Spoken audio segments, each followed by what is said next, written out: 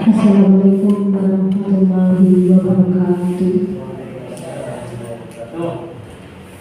Yang saya hormati Kepala SDN Baru Kota 3, yang saya hormati Bapak Ibu Guru SDN Baru Kota 3, yang saya hormati staf SDN Baru Kota 3. Pertama-tama, marilah kita panjatkan puji syukur kehadirat Allah Subhanahu wa Ta'ala, yang mana pada hari ini kita dapat berkumpul dalam acara diseminasi penerapan budaya positif melalui keyakinan kelas yang diselenggarakan oleh Ibu Dwi Astuti SPDSD dalam keadaan sehat dan tanpa kurang suatu apapun. Yang kedua, sholawat serta salam marilah kita limpah curahkan untuk junjungan kita Nabi besar Muhammad SAW, yang mana telah membawa kita dari zaman kegelapan menuju zaman yang terang benderang. Bapak Ibu hadirin yang berbahagia, selaku pembawa acara, izinkanlah saya untuk membacakan susunan acara pada pagi hari ini. Yang pertama, pembukaan. Yang kedua, sambutan Kepala SDN Baru Rambat Kota 3 yang akan disampaikan oleh Bapak Ismail SPDSD. Dilanjutkan dengan doa yang akan dipimpin oleh Bapak Amzul SPDI. Dan terakhir, penutup. Hadirin yang berbahagia, menginjak acara pertama yaitu pembukaan. Agar acara ini berjalan dengan lancar dan diridhoi oleh Allah Subhanahu wa Ta'ala, marilah kita buka acara ini dengan bacaan Bismillahirrahmanirrahim.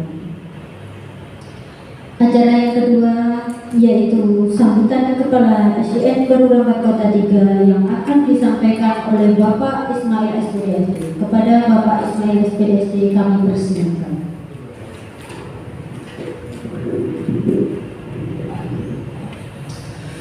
Assalamualaikum warahmatullahi wabarakatuh.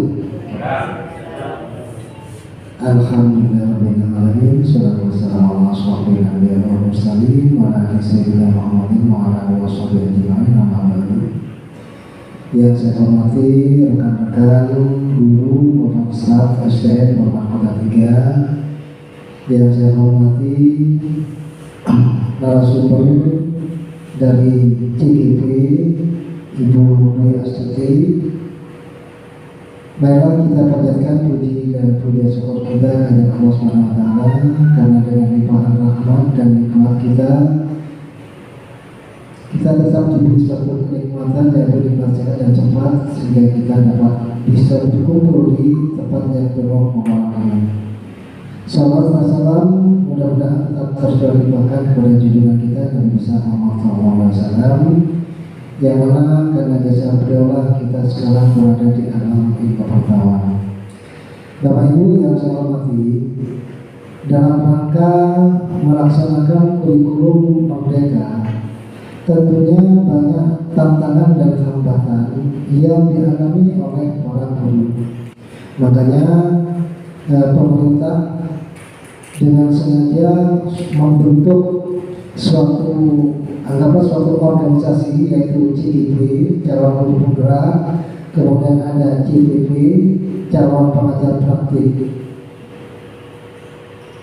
Yang saat ini Ibu Dwi Astuti ini dalam lokakarya nantinya, ini lokakarya yang ke-1 yang diadakan di SDN Baru Kota 3 dengan judul diseminasi penerapan budaya positif melalui keyakinan kelas. Jadi saya mohon kepada Bapak dan Ibu supaya nantinya bisa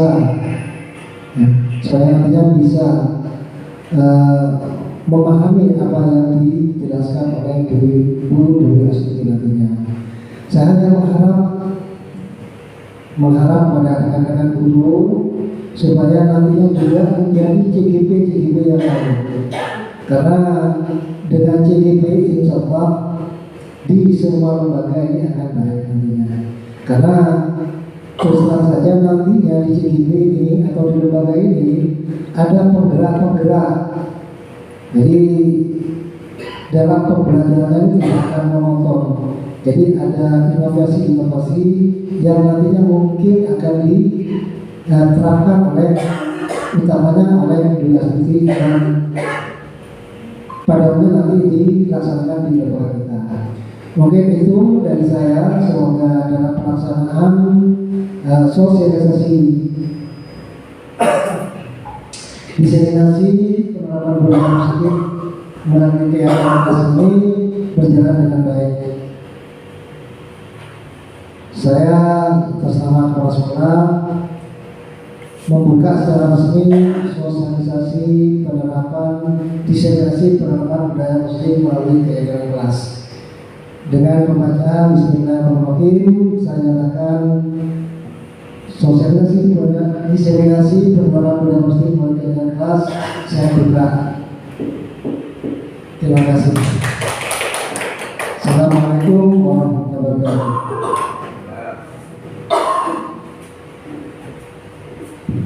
Terima kasih Bapak Ismail SPDSP atas sambutannya. Berikutnya doa yang akan dipimpin oleh Bapak Amsil SPD. Kepada Bapak Amsil SPDI kami persilakan.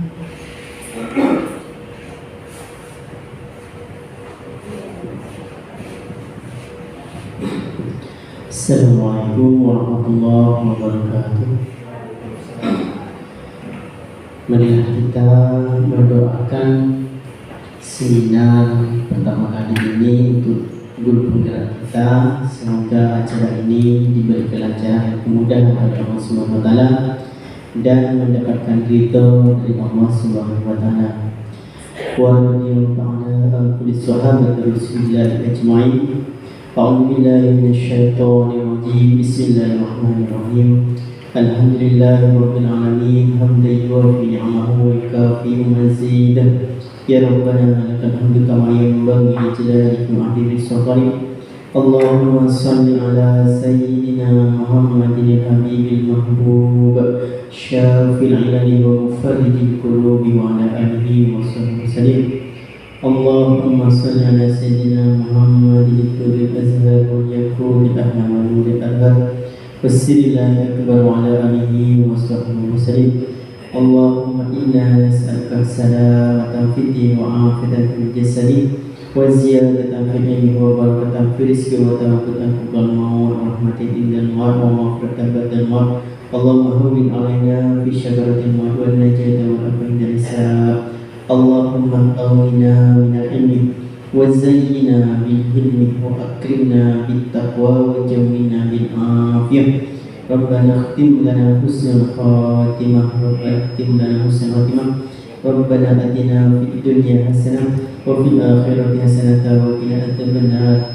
Wassallallahu ala sayyidina Muhammadin wa ala alihi wa sahbihi wasallam. Subhana rabbika rabbil izzati amma yasifun. Wassalamun alal mursalin walhamdulillahi rabbil alamin. Rabbana taqabbal du'ana bi barakatil Fatihah. A'udzu billahi minasyaitonir rajim. Bismillahirrahmanirrahim. Alhamdulillahi rabbil alamin arrahmanir rahim maliki yaumiddin. Iyyaka na'budu wa iyyaka nasta'in ihdinas siratal mustaqim siratal ladzina an'amta 'alaihim ghairil maghdubi 'alaihim waladdallin. Amin. Terima kasih. Assalamualaikum warahmatullahi wabarakatuh.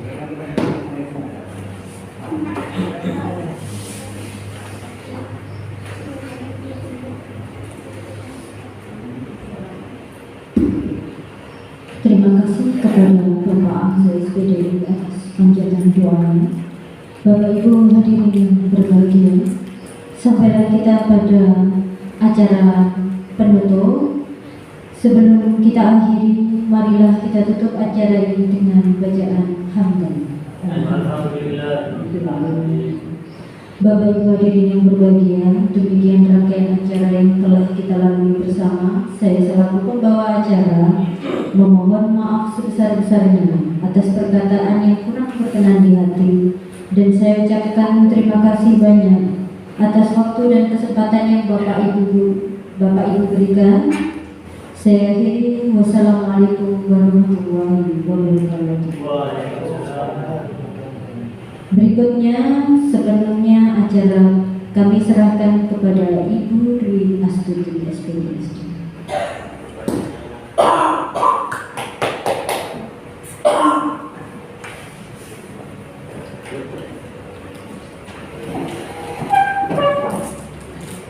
Bismillahirrahmanirrahim. Ya, terima kasih saya ucapkan kepada Bapak Kepala Sekolah yang telah memberikan izin kepada saya untuk melaksanakan diseminasi penerapan budaya positif melalui kegiatan kelas di SD Negeri Balurambat Kota 3, Kecamatan Pamekasan, serta kepada rekan-rekan guru yang telah meluangkan waktu untuk mengikuti kegiatan diseminasi hari ini. Yang mendasari saya untuk melakukan kegiatan diseminasi hari ini yaitu untuk melakukan penindasan kepada rekan-rekan guru atas apa yang telah saya dapat dari program pendidikan guru penggerak angkatan 7 yang sedang saya jalani, yaitu dalam modul 1.4 tentang budaya positif. Serta saya juga mengharapkan akan penerapan budaya positif dalam praktik disiplin melalui keyakinan kelas bagi peserta didik kita di sekolah SD Balurambat Kota 3 ini, sehingga menciptakan budaya positif untuk di lingkungan sekolah SD Negeri Balurambat Kota 3, Kecamatan Pamekasan. Ya, tujuan dari diseminasi hari ini yaitu ada dua, bagi guru dan juga bagi murid. Bagi murid dapat menciptakan kedisiplinan murid secara positif terlahir dari motivasi dirinya sendiri untuk mewujudkan budaya positif. Jadi dengan keyakinan kelas yang akan mereka laksanakan, akan mereka terapkan, dapat tercipta dari diri mereka sendiri, termotivasi dari diri mereka sendiri, bukan dari pihak lain atau bukan motivasi dari luar. Sehingga yang diharapkan adalah disiplin diri positif yang berkarakter profil pelajar Pancasila dengan kebiasaan-kebiasaan sehari-hari sesuai keyakinan kelas yang akan mereka buat dengan disepakati bersama. Sedangkan bagi guru, tujuan diseminasi hari ini adalah agar guru dapat memahami dan memposisikan kontrol guru kepada siswa, yaitu sebagai manajer, sehingga dalam menyelesaikan masalah kedisiplinan murid di sekolah kita ini, guru itu dapat mengerti bagaimana memposisikan dirinya dengan melakukan tahapan-tahapan segitiga restitusi, dan seperti apa nanti kita akan belajar untuk memahami apa saja materi yang akan ada, yang akan saya sampaikan dari diseminasi hari ini. Ya, mengapa budaya positif ini menjadi harapan dari Ki Hajar Dewantara untuk mencetak seorang murid atau menciptakan murid yang berkarakter profil pelajar Pancasila. Ki Hajar Dewantara mengibaratkan pendidikan ini seperti petani dan benih-benihnya. Seorang petani untuk mendapatkan padi atau jagung yang berkualitas, petani tersebut pastinya akan merawat sebaik mungkin tumbuh kembang padi dan jagung tersebut. Tidak mungkin petani menanam benih padi tumbuhnya jagung, itu tidak mungkin. Begitu juga sebagai guru pendidik, kita hanya bisa merawat dan menuntun tumbuhnya murid-murid kita sesuai kodratnya masing-masing. Jadi kita tidak bisa memaksakan mereka itu besok jadi apa, mereka itu bagaimana, tidak bisa. Kita hanya bisa menuntun apa yang menjadi motivasi mereka sendiri. Jadi kita nggak bisa memaksakan. Ya, di sini saya akan melakukan permainan dulu yang saya kasih judul cobalah buka. Jadi di sini ada rekan A dan rekan B. Dan permainan ini ada rekan A dan rekan B ya. Rekan A, cobalah buka ini permainan menghafalkan salah satu tangan. Jadi rekan A di sini membayangkan sedang memegang sesuatu yang sangat berharga untuk kehidupan Anda. Jadi sangat berharga jadi Anda itu menyimpan sesuatu yang sangat berharga untuk kehidupan Anda. Sedangkan rekan B di sini memaksa atau membujuk, mengiming-imingi atau menghardik, mengintimidasi agar rekan Anda yang A ini bisa membuka kepala tangan Anda. Jadi mungkin rekan-rekan bisa melakukan permainan ini dengan ya mungkin ada ya jadi rekan A dan rekan B. Coba bayangkan ya, yang rekan A bayangkan dulu. Pasti mungkin bisa bersama Amin. Ya coba kalau kita tidak melakukan permainan ini, kita tidak dapat memahami atau merasakan secara langsung seperti itu. Kenapa permainan ini dilakukan? Karena memang benar permainan ini dilakukan, memang benar ada kepikiran nanti akan berubah kalau kita mencoba melakukannya. Coba mungkin kalau sih ke Pak Amin, kalau tidak dicoba nggak akan merasakan atau memahami dari materi ini nantinya. Coba sekarang kalau permainan dilakukan, coba ya Pak Rosi silakan ke Pak Amin dan kita lakukan permainan ini sesungguhnya. Kita melakukan permainan ini sesungguhnya. Baik, coba bayangkan ya siapa yang rekan A, siapa yang rekan A. Nah ya rekan A, bayangkan Anda itu mempunyai sesuatu yang sangat berharga dan tidak mungkin Anda entah tidak tahu apakah Anda akan melepasnya atau tetap menuntut terserah Anda. Nah ini materi ini permainan ini sangat berhubungan nanti dengan materi dengan budaya positif ini. Jadi harus melakukan dengan selalu. Sedangkan rekan B nanti memaksa, entah dengan bagaimana caranya Anda memaksa. Nah itu coba maka ini agar bisa memahami budaya positif ini ada permainan ini coba, oke? Ya, oke, silakan dimulai ya, dimulai, oke dimulai, ya, gimana? Rasa iya. Kita paksa. Nah iya, bisa paksa membujuknya. Ayo, ya seperti itu.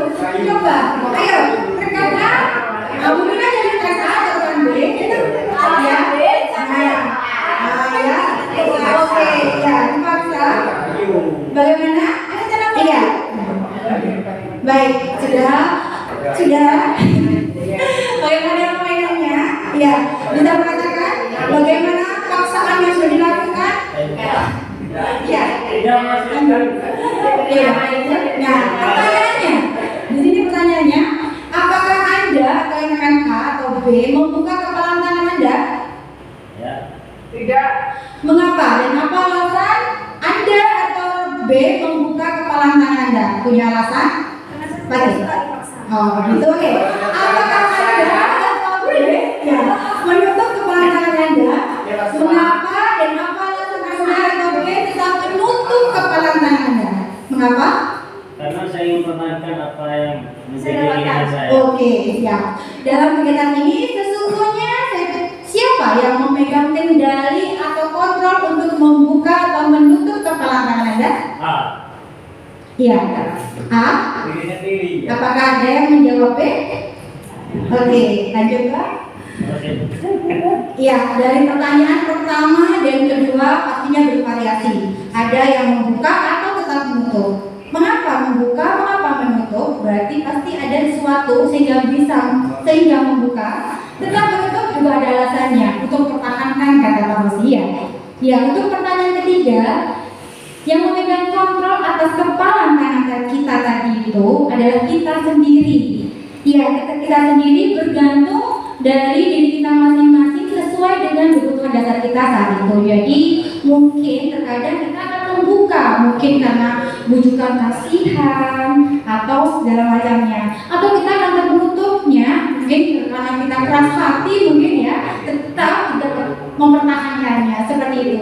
Yang ini permainan ini adalah mengajarkan kita tentang teori kontrol kita, diri kita itu mengajarkan kontrol kita atas apa yang akan kita lakukan, sikap, perilaku, perbuatan kita. Iya, permainan ini mengajarkan kita.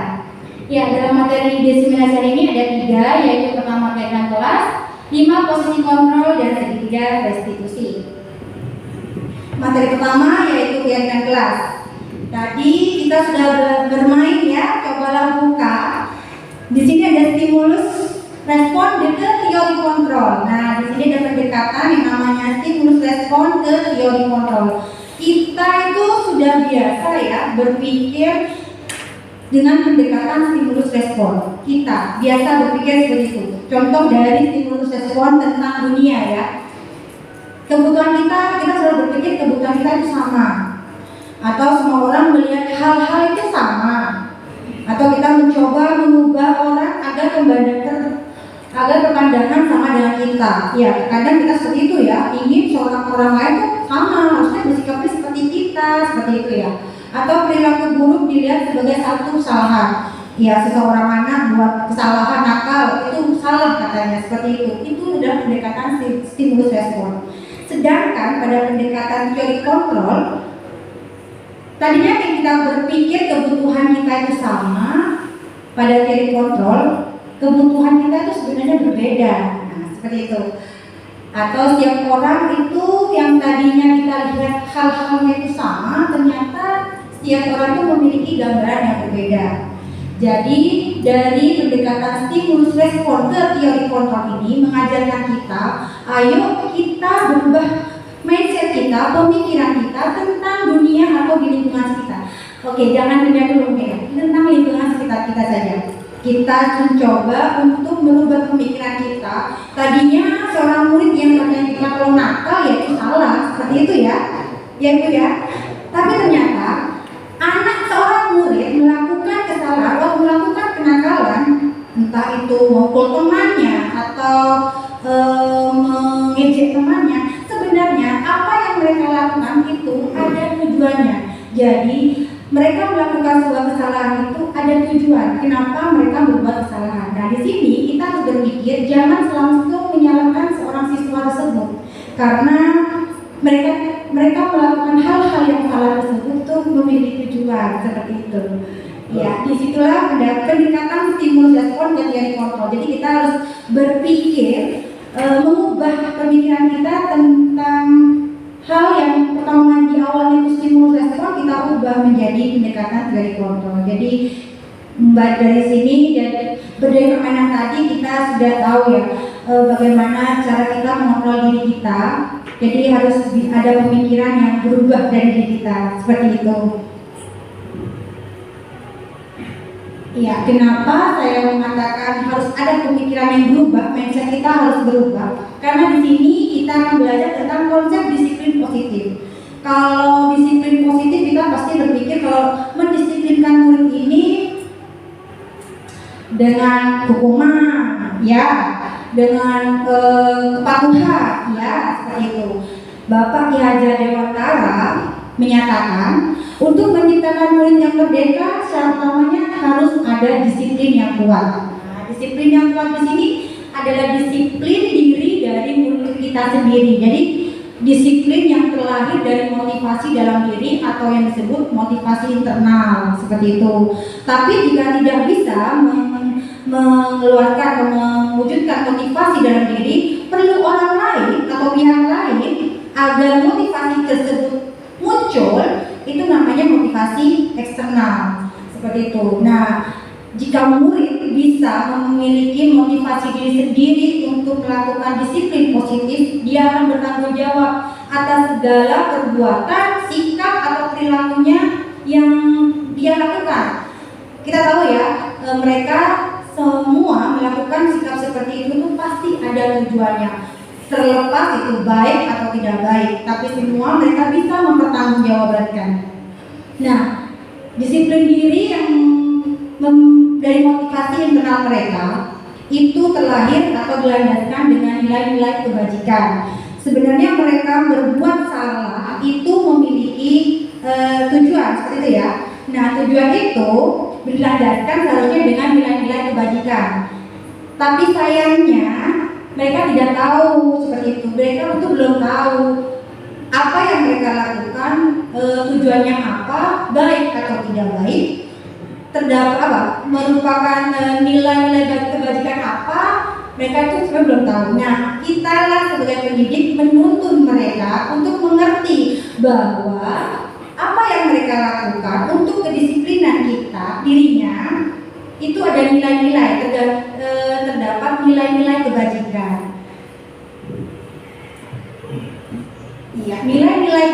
sekarang adalah sifat-sifat positif manusia yang merupakan tujuan mulia yang ingin dicapai setiap individu. Diana Gosser mengemukakan bahwa dengan mengaitkan nilai-nilai kebajikan yang diyakini seorang, maka motivasi intrinsiknya akan terbangun. Ya, itu jadi mereka, siswa kita, apa yang mereka lakukan punya tujuan sebenarnya, terlepas baik atau tidak baik. Dan yang mereka lakukan itu sebenarnya mempunyai nilai-nilai kebajikan seperti yang tadi saya sampaikan. Dan pendidikan di sini telah memiliki nilai-nilai kebajikan yang diyakini dan disepakati bersama.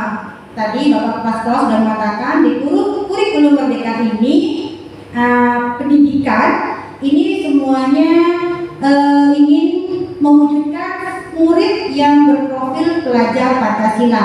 Begitu juga dengan disiplin positif yang diharapkan yang sudah disepakati, yaitu memiliki nilai-nilai kebajikan yang seperti profil pelajar Pancasila, yaitu nilai-nilai terkandungnya ada beriman, bertakwa dan berakhlak mulia, berkebinekaan global, gotong royong, mandiri, kreatif dan bernalar kritis. Jadi nilai-nilai kebajikan yang diharapkan dari siswa untuk menciptakan disiplin positif pada dirinya itu bermuara pada profil pelajar Pancasila.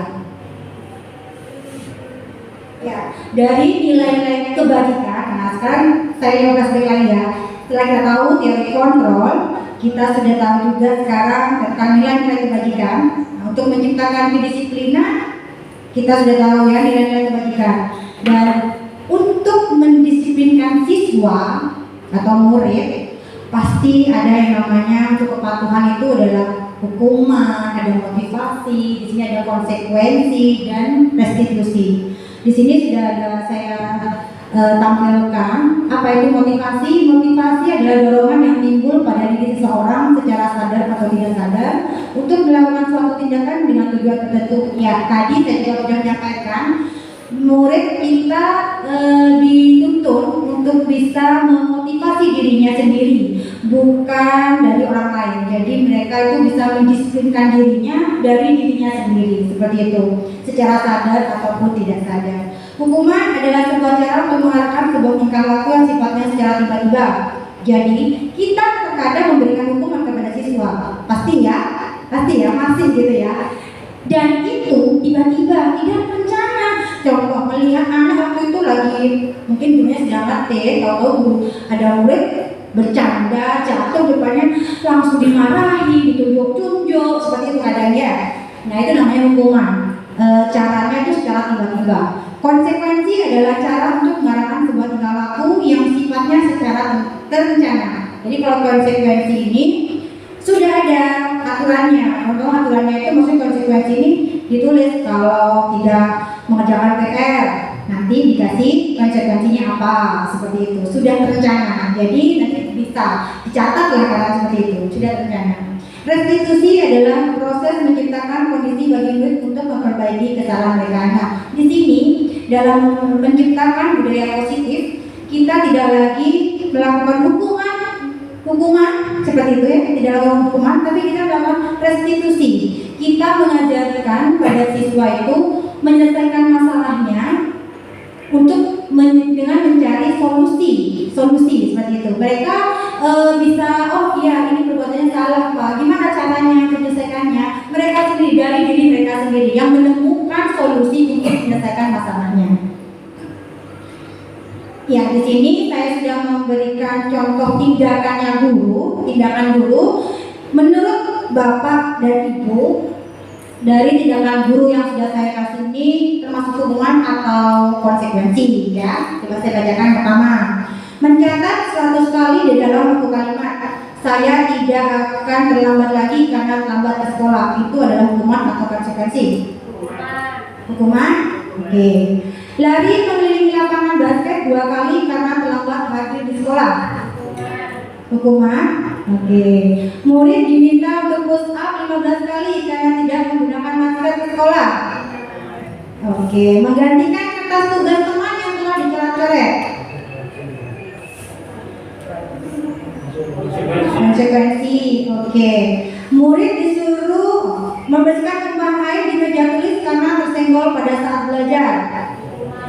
Hukuman. Murid disuruh untuk tidak mengenakan sepatu seharian di sekolah karena tidak mengenakan sepatu hitam. Hukuman. Oke. Lari mengelilingi lapangan basket 2 kali karena terlambat 10 menit untuk pelajaran PJOK. Hukuman. Hukuman. Oke, lanjut. Ya, di sini sudah ada jawabannya. Mana yang hukuman dan mana yang konsekuensi. Jadi yang tadi mungkin yang tadi di awal sudah bisa ya menjawab kalau itu adalah hukuman. Yang kayak seperti tadi yang terakhir ya yang membingungkan, lari mengelilingi lapangan basket 2 kali karena terlambat 10 menit untuk pelajaran PJOK. Itu kayak konsekuensi ternyata. Ya lanjut. Ya ini adalah perbedaan hukuman dan konsekuensi. Nah hukuman itu tadi saya mengatakan cara secara tiba-tiba, cara dilakukan untuk secara tiba-tiba itu hukuman. Kalau konsekuensi itu terencana. Jadi kalau hukuman sesuatu yang menyakitkan harus terjadi. Jadi secara tiba-tiba karena salah atau karena gurunya mungkin guru banget ya, mungkin jadinya masih langsung tunjuk-tunjuk dimana-mana, sakit hatinya murid gitu ya Bapak Ibu ya kalau seperti itu. Ya, dan kalau konsekuensi, ya karena konsekuensi. Kalau sudah konsekuensi ya sesuatu itu harus terjadi. Mereka buat kesalahan ya sanksinya atau konsekuensi seperti itu, dan itu memang harus terjadi seperti itu. Kalau hukuman, anak itu membenci disiplinan karena paksaan, mendorong anak menyakiti diri sendiri, konsep diri yang buruk itu adalah hukuman. Tapi kalau konsekuensi itu ada anak itu akan menghargai disiplin, stimulus menjadi tanggapan, mendorong anak agar mudah menyesuaikan diri. Ya, itu perbedaan dari hukuman dan konsekuensi. Bagaimana sebelumnya? Saya bertanya Bapak Ibu bisa memahami itu dari sini dulu? Ya. Lanjut ya Bapak. Nah lanjut nih ya. Ini ada hukuman, konsekuensi dan restitusi. Ini perbandingannya. Kalau kita telah melakukan hukuman kepada siswa kita, ya berarti Anda, kita, guru, pendidik akan menciptakan murid yang dengan identitasnya gagal seperti itu. Kenapa? Ini jangan berbuat sebuah hukuman itu bukan jangka pendek, tapi jangka panjang. Mungkin sekarang tidak dirasa oleh mereka, tapi pada suatu hari nanti kita tidak tahu. Mereka itu akan berbekas ke mental mereka seperti itu. Jadi kalau kita lakukan hukuman, kita akan menciptakan murid yang dengan identitas gagal. Dia akan merasa saya itu tidak ada gunanya menjadi murid, atau dia akan kita tidak tahu kan bagaimana perasaan murid kita saat kita memarahinya, memberikan hukuman kepada dia. Di situ tuh sesuatu yang menyakitkan harus terjadi. Tidak nyaman untuk murid atau anak untuk jangka waktu panjang. Korban mendapatkan keadilan, murid atau anak akan tersakiti. Perilaku pasif menjadi agresif meningkat, sistem tidak akan berjalan bila murid tidak takut. Ya, kalau selalu memberikan hukuman seperti itu ya. Jadi saya harapkan kepada rekan-rekan guru mungkin kita akan tidak lakukan lagi hukuman seperti itu. Sedangkan untuk konsekuensi dan restitusi di situ menciptakan identitas anak berhasil atau sukses. Karena dengan konsekuensi sesuatu harus terjadi kan ya. Kalau restitusi merupakan pilihan. Jadi kalau restitusi mereka tuh berpikir sendiri bagaimana cara menyelesaikan atau mencari solusi dari perbuatan yang mereka lakukan. Ditanyakan, kalau kamu berbuat begini nanti bagaimana? Nah pada dirinya, pada sekitarnya. Jadi mereka bisa berpikir sendiri. Jadi solusinya itu pilihan untuk kepada mereka. Jadi mereka itu bisa menjawab apa kesalahan mereka juga bisa menyelesaikannya dengan menemukan solusinya sendiri. Kita pendidik itu hanya menuntun atau mengarahkan seperti itu. Lanjut. Ya, di situ kita sudah tahu ya tentang hukuman, konsekuensi dan restitusi, dan ini materi tentang keyakinan kelas tadi. Nah, semua hal-hal itu dari pendekatan yang sudah kita tahu, stimulus respon ke teori kontrol, ada konsep disiplin tadi, menciptakan nilai-nilai kebajikan. Setelah itu kita tahu di nilai-nilai kebajikan itu untuk mendapatkannya kita terkadang berbuat ada hukuman, ada konsekuensi dan restitusi. Nah, di sini ada keyakinan kelas. Keyakinan yaitu nilai-nilai kebajikan universal yang disepakati secara tersirat dan tersurat lepas dari latar belakang suku, negara, bahasa maupun agama.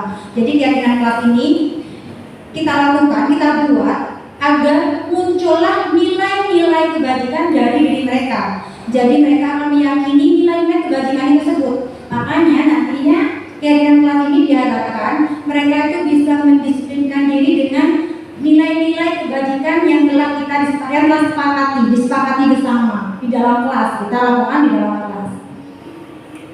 Ya, dan dari nilai kebajikan ini menekankan pada karakter seseorang sehingga akan lebih memotivasi dalam pembelajaran disiplin. Ya, jadi jika nilai-nilai kebajikan itu sudah muncul dari diri mereka sendiri, mereka akan bertanggung jawab sehingga nilai-nilai yang mereka yakini, insya Allah mereka akan berbuat atau melakukan sesuatu itu tidak langsung secara spontan. Mereka akan berpikir terlebih dahulu. Mereka bisa berpikir seperti itu. Lanjut. Ya, di sini ada pertanyaan lagi ya. Kenapa ada peraturan kegiatan kelas? Ya, kegiatan kelas ini dibentuk dari sebuah peraturan dulu. Peraturan, pasti kita tahu semua ada peraturan ya. Di sini kalau ada peraturan, nah dari peraturan itu muncullah keyakinan atau nilai kebajikan apa seperti itu. Contoh ini, selalu kembalikan buku ke tempatnya. Kira-kira nilai kebajikannya apa? Selalu mengembalikan buku ke tempatnya. Berarti nilai kebajikan kira-kira apa? Kalau di perpus ya, kalau ada anak bilang itu, ya tanggung jawab. Ya seperti itu. Nilai kebajikan seperti itu ya, tanggung jawab seperti itu.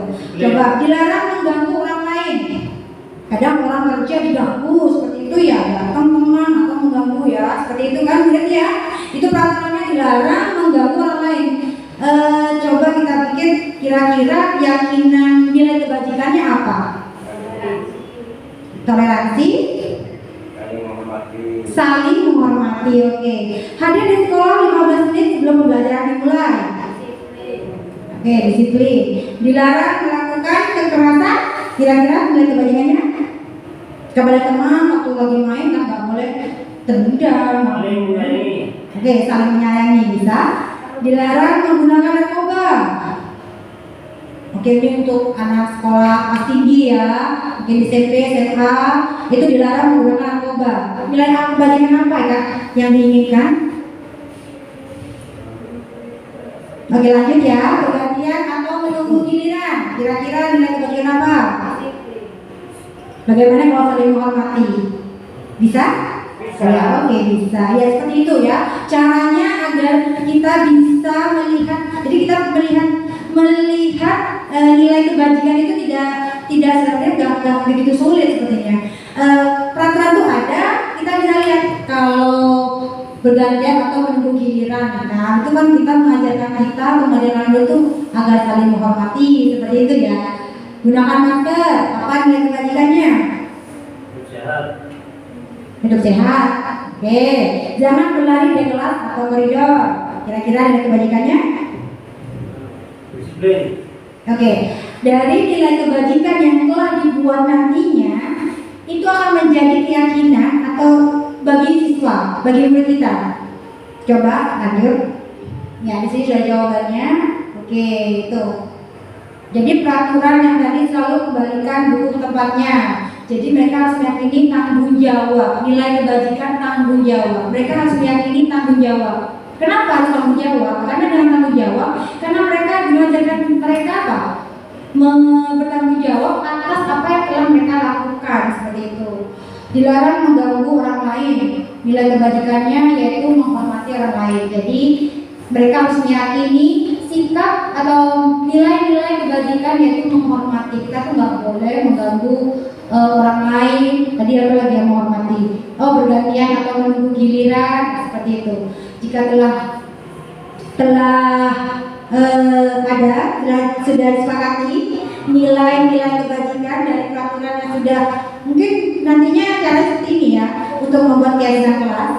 Nah setelah ada nanti dibuat dan dipajang seperti itu. Dari nilai kebajikan ini menjadi keyakinan kelas. Jadi nanti dipajang keyakinan kelas yang sudah disepakati. Lanjut. Ya, di sini dicari contoh sudah ada kesepakatan kelas. Yang pertama, kami guru dan murid yang saling menyayangi. Ya, saling menyayangi di sini, murid meyakini sangat penting saling menyayangi agar tercipta kerukunan, keharmonisan antar teman seperti itu. Dan berikutnya, kami murid yang belajar semangat belajar.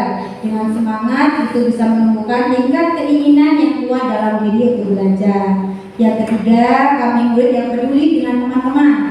Dengan peduli mereka akan memahami kondisi atau keadaan teman di lingkungannya. Jadi nilai kebajikan yang muncul dari peraturan yang telah ada itu akan mereka yakini. Jadi dijelaskan nantinya seperti itu. Lanjut. Ya, ini adalah tahapan dalam pembentukan keyakinan kelas. Jadi nanti rekan-rekan guru mempersilakan murid-murid di kelas untuk bertukar pendapat, menanyakan pendapat tentang peraturan yang perlu disepakati. Pastinya kalau di kelas kan mungkin biasanya guru yang memberikan peraturan kan seperti itu. Kelasnya harus bersih atau nanti waktu belajar nggak boleh rame seperti itu ya. Guru yang menginginkan hal itu. Namun saat ini peraturan itu dibuat untuk disepakati dengan murid. Jadi ditanyakan nih, baik kelas yang baik ini kalian itu pengen kelasnya bagaimana, ditanyakan. Pasti anak-anak jawabnya. Masa mereka akan jawabnya, saya pengen kelas saya ramai bu. Nah, mungkin apakah ada murid seperti itu? Nah, itu ditanyakan kepada murid. Atau nanti ada yang jawab, kelas saya mau kelasnya yang bersih bu. Nanti ditulis peraturannya, kelas harus bersih. Nah, buatlah peraturan seperti itu. Dan dari peraturan itu dicarilah nilai kebajikan dari peraturan tersebut seperti itu. Lalu setelah dicatat ya, mencatat semua masukan-masukan para murid, di mana semua anggota kelas bisa melihat hasil surat pendapat. Jadi dicatat semua, dibuat kayak tadi ya bu, peraturan, lalu keyakinan kelasnya apa. Susun kalau keyakinan kelas, gantilah kalimat-kalimat dalam bentuk negatif menjadi positif. Jadi kalau tadi saya kasih contoh, tidak boleh atau jangan berlarian di teras depan kelas ya, seperti itu. Tapi kalimat itu negatif, ya kalimat itu negatif. Ya saya dapat pelajarinya itu sejak ada di guru penggerak dulu. Itu kalimatnya negatif, jadi diubah. Kalau jangan kayak sepertinya kalau kita bilang jangan atau tidak boleh ke murid, ternyata mereka tetap melakukannya seperti itu ya. Jadi kata kalimatnya diubah, berjalanlah saat di depan kelas, atau berjalanlah saat melewati kelas, ya seperti itu. Jadi langsung ke kalimat positifnya, tidak. Jadi memang kalau di jangan, tidak boleh, kayak murid tetap melakukannya seperti itu. Nah setelah disusun, selanjutnya aja murid-murid itu menemukan kebajikan. Nah setelah itu keyakinan kelas dibuat dan diletakkan di dinding, ditempel di dinding. Jadi mereka akan membaca dan dibaca oleh kelas-kelas lain. Pastinya nanti di tiap kelas itu berbeda. Jadi di kelas 2, 3, 4, 5, 6 itu berbeda. Jadi saya harapkan nanti setelah pembebasan ini ada tindak lanjut dari kakak guru. Oke lanjut. Ya ini pembentukan keyakinan kelas yang sudah saya laksanakan yang kelas 1. Mereka menempel apa yang mau mereka inginkan di kelasnya seperti itu.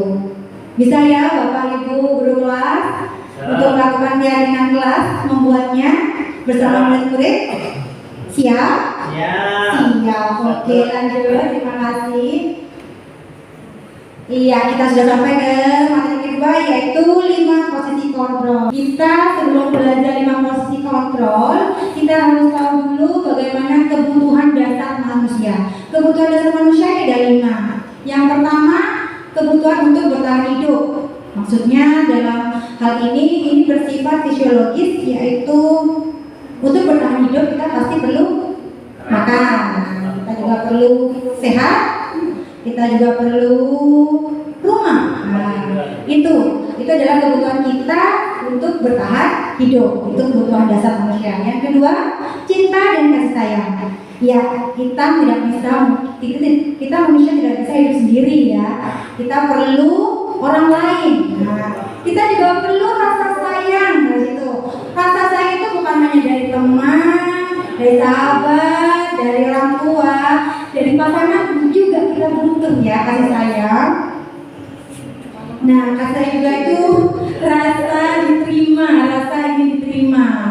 Seperti itu. Yang ketiga adalah kebutuhan dasar kita kebebasan. Nah, di sini kebebasan akan memilih. Dalam arti memilih ini ada hal-hal baru yang menarik, apakah kita akan melakukannya atau tidak? Atau kita pada saat mau belajar juga ya ibu-ibu ya, kita mau masih mencoba-coba dulu di baju umpamanya, Masih dicoba-coba dulu kan?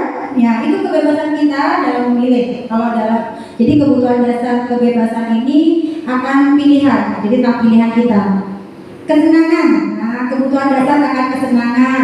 Kalau kesenangan kita pasti mencari untuk menghibur diri kan ya. Tidak mungkin kita bekerja terus. Pasti kita ingin mencari sesuatu untuk kesenangan kita, hiburan kita, seperti itu. Kita juga ingin tertawa, ingin bermain, begitu juga anak-anak ya. Yang kelima, kebutuhan dasarnya adalah kekuasaan. Nah, kekuasaan di sini maksudnya adalah atas pengakuan, kekuasaan akan pengakuan. Sebenarnya saya ini bisa, kenapa ya saya nggak dipilih? Nah, seperti itu. Kenapa ya? Nah, itu kebutuhan terkadang kita butuh akan hal itu, akan pengakuan atas kompetisi yang kita punya, seperti itu. Itu adalah kebutuhan dasar manusia. Jadi murid pun pasti punya kebutuhan dasar seperti itu. Ya, jika kita sudah mengetahui dan memahami bagaimana kebutuhan dasar manusia, kita masuk ke 5 posisi kontrol guru. Ini 5 posisi kontrol guru. Yang pertama yaitu penghukum. Ada guru yang menjadi penghukum. Itu seorang penghukum bisa menggunakan hukuman fisik maupun verbal kayak tadi ya. Penghukum itu namanya hukuman tadi sudah tiba-tiba. Jadi guru yang suka menghukum itu suka menuntut, marah-marah, menghadik murid-muridnya, mancam. Itulah guru penghukum. Apakah kita seperti itu? Tidak ya? Mau kan? Tidak? Tidak.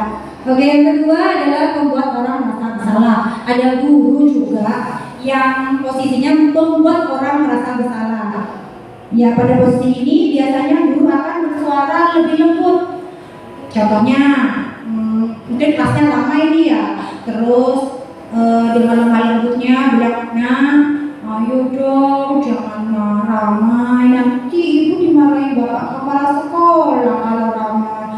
Jangan ramai nak ya, pakai suara lembut tapi dengan bujukan-bujukan yang sehingga mereka tuh merasa, duh kasihan ibu kalau ramai kelas saya benar jangan ramai. Mereka tuh biasa bersalah, kamu ramai tadi, kamu saling menyalahkan. Jadi mereka tuh merasa bersalah dengan bujukan suara lembut si guru ya, seperti itu. Yang ketiga yaitu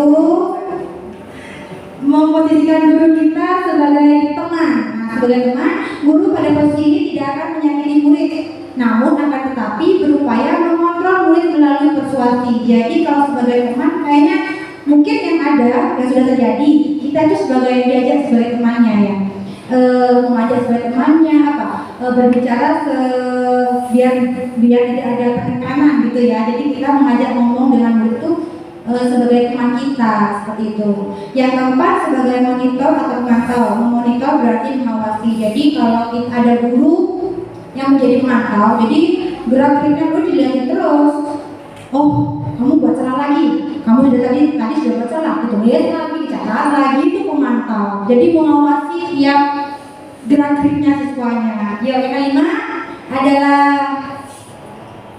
posisi manajer. Nah, posisi terakhir manajer adalah posisi mentor, di mana guru berbuat sesuatu bersama dengan murid, mempersilahkan murid mempertanggungjawabkan perilakunya, mendukung murid agar dapat menemukan solusi atas permasalahannya sendiri. Nah, di sini posisi sebagai manajer, guru tidak serta-merta langsung menyalahkan kesalahan yang dilakukan oleh murid. Jadi di sini guru mengarahkan, memposisikan dirinya untuk mencarikan solusi dari permasalahan murid tersebut. Jadi murid itu diarahkan nih agar murid bisa menemukan solusinya sendiri. Ya, lanjut. Nah, bagaimana dampak dari 5 posisi kontrol tadi? Yang pertama, penghukum. Kalau kita menjadi guru yang menghukum, jadi guru dengan posisi kontrol menghukum, anak itu akan menjadi murid yang pendendam, tidak menyukai mata pelajaran yang diampu. Ya Pak Rosi, jadi kalau jadi penghukum Pak Rosi, ini murid akan menjadi pendendam. Mungkin bukan jangka sekarang, tapi nanti jangka panjang seperti itu. Ya Pak Hamzah juga ya. Lanjut ya, yang dampak membuat rasa bersalah. Membuat rasa bersalah, dampaknya itu membuat murid rasa bersalah, rendah diri dan menarik diri dari lingkungan. Saya nanti murid itu akan merasa kalau dirinya itu selalu berbuat salah dalam segala sikap yang dia lakukan. Dia akan merasa merasa bersalah seperti itu. Kalau menjadi teman, murid akan bergantung pada satu orang. Murid itu tidak mandiri. Jadi kalau diajak dengan posisi kontrol teman, murid itu mungkin nantinya kalau ada guru yang dia yakini untuk bisa bantu dia akan takut. Dia akan selalu mencari guru tersebut. Jadi hanya bergantung pada satu guru. Seperti itu. Menyelesaikan masalahnya, tunggu, saya mau panggil Bu Dwi dulu. Nah, bentar-bentar Bu Dwi. Dia hanya bergantung kepada Bu Dwi. Karena dia mungkin merasa nyaman dengan Bu Dwi seperti itu. Itu juga tidak baik ternyata. Yang keempat yaitu pemantau. Murid akan menghitung konsekuensi dan hadiah tanpa memahami nilai kebaikan yang dituju. Berarti kalau di dampaknya dari posisi kita jadi pemantau, murid itu juga akan itu, aduh, kok lokak, aku sudah 3 kali.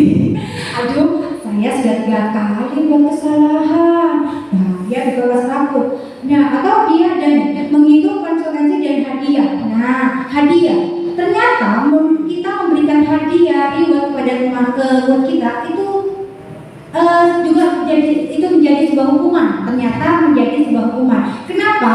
Dia akan menghitung, memang senang. Aku sudah mendapat hadiah 3 dari Bu Dwi. Nah, ternyata hadiah yang dia tunggu-tunggu terus itu akan bergantung. Dia hanya bisa kalau ada hadiah. Jika tidak ada hadiah, nggak ada hadiahnya. Saya nggak mau ikut lomba, saya nggak ada hadiahnya. Nah, seperti itu. Ternyata memberikan sebuah hadiah, penghargaan kepada siswa itu menjadi hukuman kepada murid kita. Tidak sekarang nanti dirasakannya, nanti memang jangka panjang. Oh, kalau ada lomba nggak ada hadiahnya, saya nggak mau ikut. Seperti itu. Itulah itu yang saya dapat dari pembelajaran CGP. Yang terakhir adalah manajer. Dampaknya tuh, nah dengan posisikan kita sebagai manajer, murid akan mandiri dan dapat memecahkan masalah. Oke, dari 2 materi ini bagaimana menurut rekan-rekan guru? Apakah sudah bisa memahami? Ya, lanjut. Oke, posisi kontrol yang ideal. Jadi dari kelima posisi kontrol tadi, yang paling ideal adalah posisi manajer. Posisi yang ideal dan dapat menunjang motivasi intrinsik murid adalah posisi manajer. Guru dapat menerapkan disiplin positif yang berpihak pada murid dan yang memerdekakan murid, sehingga menciptakan murid yang mandiri, merdeka, dan bertanggung jawab. Jadi dengan kita memposisikan diri kita, pendidik atau guru menjadi manajer, kita itu mengarahkan murid kita itu mencari solusi sendiri dalam menyelesaikan masalahnya. Jadi waktu ada kenakalan siswa, kita panggil, kita tidak langsung menyalahkan seperti itu. Kita harus mengarahkan siswa kita bisa menyelesaikan masalahnya dengan menemukan solusi sendiri. Nah, di sini, bagaimana caranya? Ini di tahapan terakhir. Lanjut. Ya, ini di materi terakhir yaitu tentang segitiga restitusi. Jadi setelah kita tahu posisi kontrol kita sebagai guru, ini caranya menyelesaikan masalah murid dengan yang namanya segitiga restitusi. Segitiga restitusi merupakan tahapan tindakan yang dilakukan guru untuk membawa murid menaati kesepakatan kelas yang telah ditetapkan dan mengakui secara sadar dan terbuka ketika melakukan kesalahan, serta merasakan kenyamanan ketika sudah berperilaku jujur. Artinya, setelah kita sudah membuat keyakinan kelas, kesepakatan kelas, keyakinan kelas, mereka sudah mempercayai keyakinan kelas itu. Nah, guru bisa memposisikan kontrolnya sebagai manajer. Nah, untuk mendisiplinkan murid, mengajarkan kedisiplinan murid itu, jika ada permasalahan tentang kedisiplinan murid, kita lakukanlah dengan segitiga restitusi. Di sini segitiga restitusi ada tahapannya. Lanjut. Tahapannya namanya juga segitiga. Segitiga berarti ada 3 tahapan di sini. Yang pertama, menstabilkan identitas. Bertujuan untuk mengubah identitas anak dari orang yang gagal karena melakukan kesalahan menjadi orang yang sukses. Artinya, saat anak berbuat salah, jangan langsung kamu ini, ya langsung disalahkan di saat itu juga. Tidak seperti itu. Jadi menstabilkan identitas, dipanggillah dulu anak tersebut, diberi waktu atau jeda agar itu stabil dalam artian tenang seperti itu. Jadi kalau ada kesalahan, kadang langsung dipanggil, nangis, waktu masih malam tanyain ya langsung tetap marah jadinya seperti itu, semakin marah malah anak-anaknya. Yang kedua yaitu validasi tindakan yang salah. Memahami kebutuhan dasar apa yang mendasari sebuah tindakan, kita akan bisa menemukan cara-cara paling efektif untuk memenuhi kebutuhan tersebut. Jadi setelah menstabilkan kondisi anak, menenangkan, jadi kita tanyakan, tadi yang kamu berbuat tuh betul apa enggak? Pasti ditanyakan ya, baik atau tidak? Kenapa kamu melakukan seperti itu? Ditanyakan seperti itu, apa alasan kamu memukul temanmu? Atau apa alasan kamu mengambil buku temanmu? Seperti itu. Itu namanya validasi tindakan yang salah. Yang ketiga, menanyakan keyakinan. Setelah anak divalidasi tindakan yang salah, anak akan siap untuk dihubungkan dengan nilai-nilai yang dia percaya dan berpindah menjadi orang yang dia inginkan. Setelah sudah tahu kalau perbuatan itu salah, anak itu diingatkan lagi dengan keyakinan kelas yang sudah disepakati dan diyakini. Lanjut. Di sini saya ada video yang sudah saya lakukan.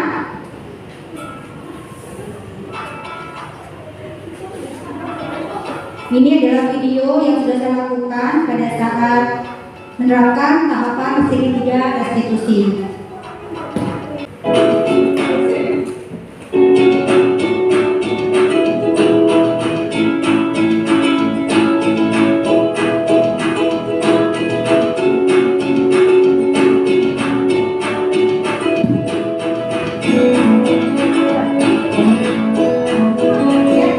Kita fokus pada anak yang kedua.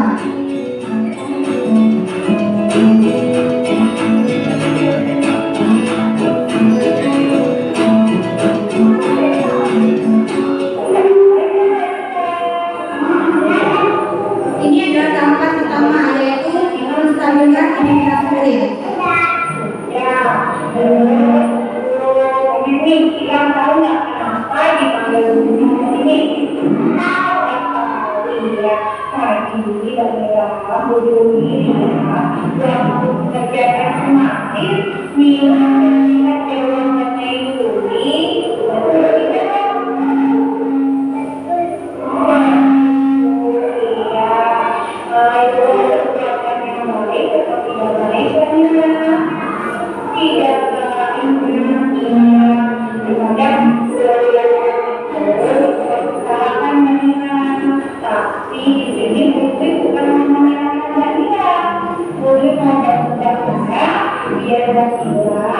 bisa mengerjakan semuanya sendiri, ya. Sekarang bertanya, pasti dan Nah, di sini masuk ke tahapan validasi tindakan yang salah. karena itu kenapa?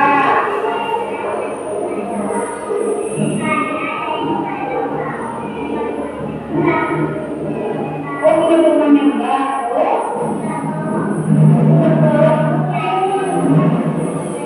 Jadi supaya mau belajar iya, harus belajar tidak paham itu. Dan bilang punya nenek kalau buku jadinya supaya belajar itu. Iya, saya mau tanya, dia nenek apa yang sudah dipercaya sama Tuhan? Yang ini masuk ke tahapan ketiga, yaitu menanyakan keyakinan.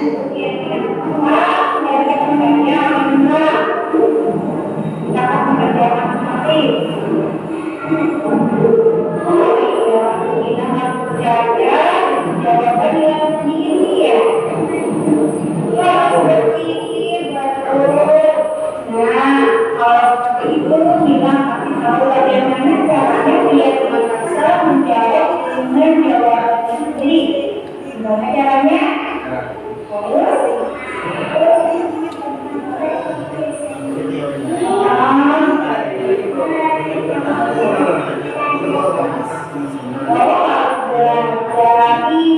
Dia bisa menjawab selama kita Imam harus belajar. Kapan Imam harus melaksanakan keyakinan yang sudah mengenal saya itu. Setiap hari harus belajar dengan sungguh Imam ya. Itu akan membantu Imam biar tetap semangat untuk belajar. Oke, bagaimana dilihat. Ya, itu adalah video yang sudah saya laksanakan dalam menerapkan segitiga restitusi dalam menyelesaikan masalah kedisiplinan murid. Ya, lanjut. Nah, setelah materi 3 materi sudah selesai, saya sampaikan kepada rekan-rekan, dan di sini sebagai kesimpulan dan juga sebagai tindak lanjut dari penimbasan ini atau dari diseminasi ini, yaitu saya mengharapkan dari setiap kelas membuat dan menyusun keyakinan kelas, dan nantinya rekan-rekan guru di kelas akan membuat dan menyusun keyakinan kelas. Jadi seperti tadi ya, kita membuat peraturannya dulu, kita kesepakatan atau kesepakatan kelas, lalu kita cari keyakinan kelasnya. Setelah itu dipajang hasil keyakinan kelasnya itu di dinding kelas. Jadi di setiap kelas itu akan berbeda kesepakatan dan nilai-nilai kebalikannya. Yang ketiga, jika ada masalah tentang kedisiplinan murid, saya harapkan rekan-rekan guru setelah memahami dan mengikuti diseminasi ini dapat memposisikan kontrol kita sebagai guru, yaitu menjadi manajer dalam pembelajaran disiplin. Jadi kita tidak lagi menjadi seorang guru yang penghukum, membuat rasa bersalah, bukan sebagai teman atau juga tidak sebagai pemantau atau monitor. Dan yang terakhir, saya tidak lanjutnya, yaitu melakukan tahapan segitiga restitusi dalam menyelesaikan masalah kedisiplinan murid. Jadi jika nantinya terjadi masalah praktik kedisiplinan, saya harapkan rekan-rekan guru ini nanti mencoba melakukannya dengan menggunakan tahapan segitiga restitusi. Sebenarnya kita itu sudah melakukannya, hanya saja kita tidak tahu namanya itu ternyata segitiga restitusi, dan alurnya acak-acakan ya Bu, ternyata itu alurnya ada tahapannya seperti itu. Jadi inilah kesimpulan dan tindak lanjut yang saya harapkan dari rekan-rekan guru, dan saya ucapkan terima kasih atas waktunya. Wassalamualaikum warahmatullahi wabarakatuh. Baik, hadirin yang berbahagia, demikian adalah paparan diseminasi dari Ibu Dwi Astuti. Berikutnya kami membuka sesi tanya jawab bagi Bapak Ibu guru yang memiliki pertanyaan-pertanyaan mengenai diseminasi budaya positif melalui keyakinan kelas yang sudah disampaikan oleh Saudari Ibu Dwi Astuti. Mungkin ada Bapak Ibu yang ingin bertanya, silakan.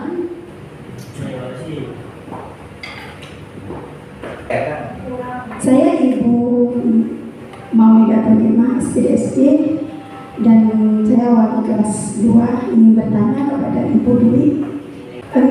Pertanyaan saya kepada Bu Dwi, apa dengan segitiga restitusi dapat mendisiplinkan murid? Terima kasih.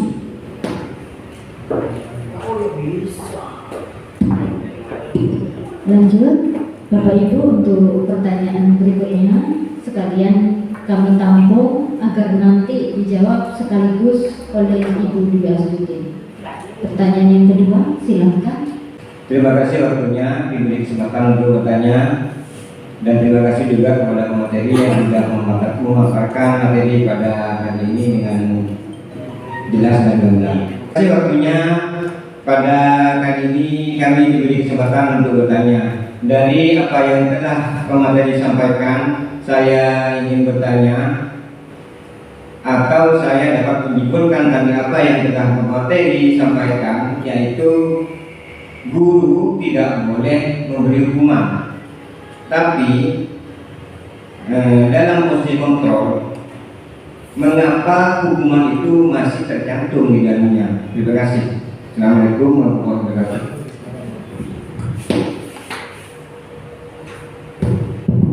Demikian pertanyaan dari Bapak Ibu guru akan kami tampung. Selanjutnya kita berikan waktu untuk Ibu Dwi Astuti berpikir dan menjawab pertanyaan-pertanyaan dari Bapak dan Ibu.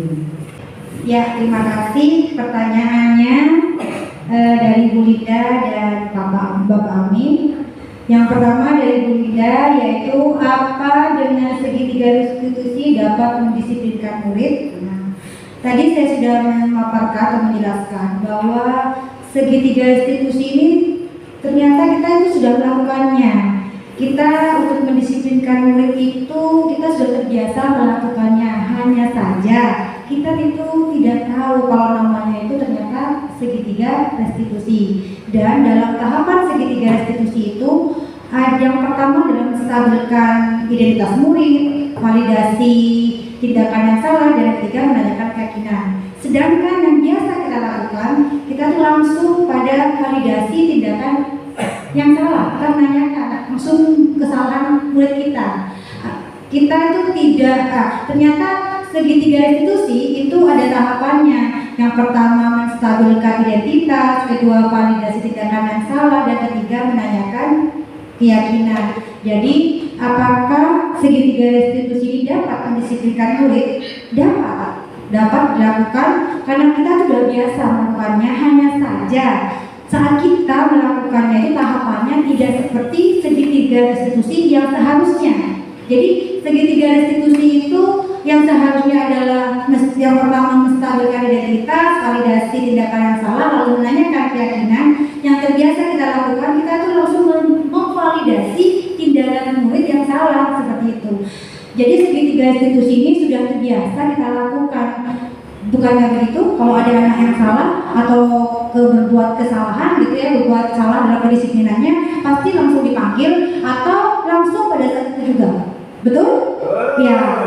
Dan saat itu juga langsung, kenapa harus begini? Kenapa begini? Seperti itu ya. Langsung sudah memvalidasi tindakannya salah. Kamu gak boleh begitu. Itu salah. Begini. Nah seperti itu.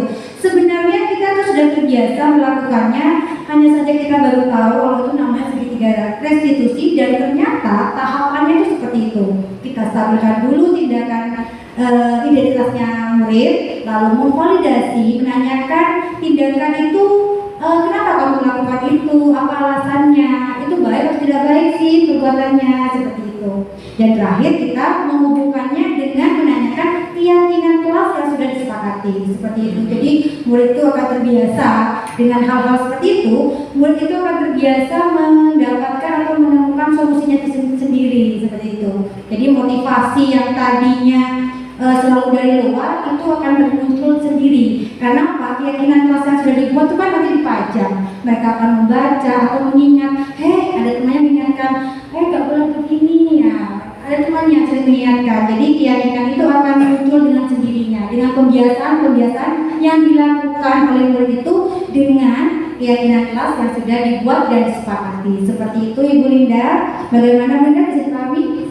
Iya, terima kasih. Yang kedua, pertanyaan dari Bapak Ahmad Amin. Disebutkan guru tidak boleh memberi hukuman, tetapi dalam posisi kontrol hukuman itu masih ada. Iya, kenapa hukuman itu masih ada di posisi kontrol kita sebagai guru? Karena memang penghukum atau dalam 5 posisi kontrol penghukum ini menjadi nomor 1 dari materi pembelajaran yang saya dapat dari program pendidikan guru penggerak ini. Penghukum itu nomor 1. Jadi penghukum ini menjadi posisi kontrol guru yang pertama. Mungkin ini sudah biasa dilakukan oleh guru. Nah ini karena sudah biasa, makanya ada yang namanya restitusi atau perubahan, seperti itu ya.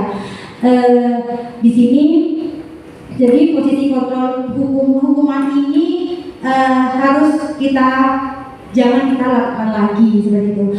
Memang dimunculkan lagi 5 posisi kontrol guru karena memang penghukum ini sudah biasa atau katakan sudah ada dari diri guru seperti itu. Jadi diklasifikasikanlah posisi kontrol yang memang sudah ada pada guru: penghukum, pembuat rasa bersalah, sebagai teman, pemantau, dan terakhir manajer. Dan manajer di sini yang paling ideal untuk menjadikan kita atau memposisikan kita sebagai pendidik dalam mendisiplinkan murid, seperti itu.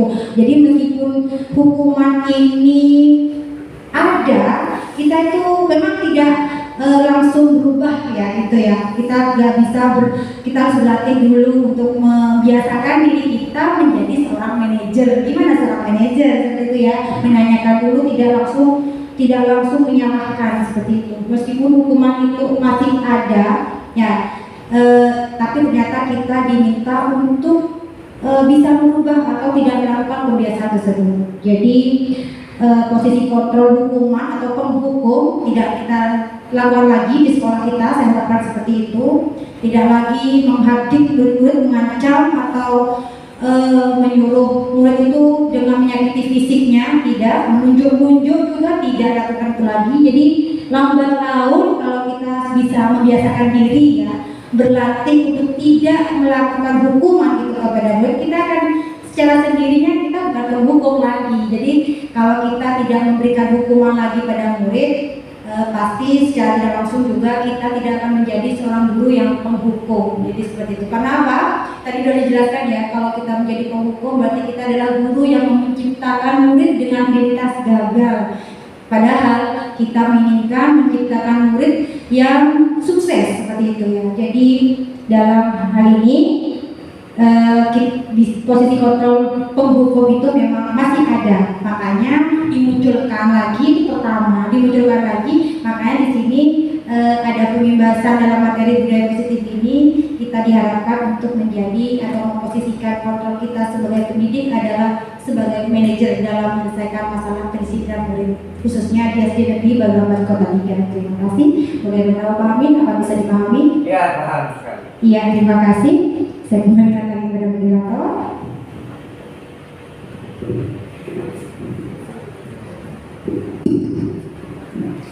Bapak Ibu hadirin yang berbahagia, demikianlah rangkaian acara diseminasi penerapan budaya positif melalui keyakinan kelas yang sudah disampaikan oleh Ibu Dwi Astuti SPSD. Sebelum kita akhiri, kami mohon maaf sebesar-besarnya atas perkataan yang tidak berkenan di hati Bapak Ibu hadirin, dan kami juga berterima kasih atas waktu dan kesempatan Bapak Ibu guru yang telah diberikan kepada kami dalam acara hari ini. Saya akhiri. Wassalamualaikum warahmatullahi wabarakatuh.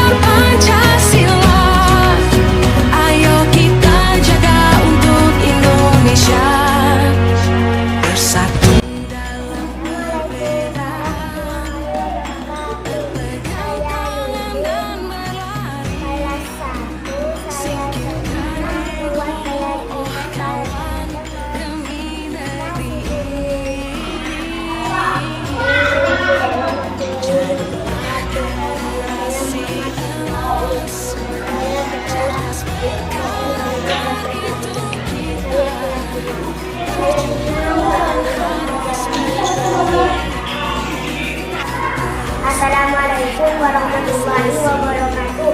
Saya Paris kelas 3. Saya senang sekali membuat keyakinan kelas bersama teman-teman. Terima kasih. Assalamualaikum warahmatullahi wabarakatuh. Nama saya Jessica, kelas 4. Saya lebih bertanggung jawab dengan adanya keyakinan kelas. Terima kasih. Assalamualaikum warahmatullahi wabarakatuh. Saya Sandra dari kelas 5. Saya lebih serius dalam pelajaran dengan adanya keyakinan kelas. Terima kasih.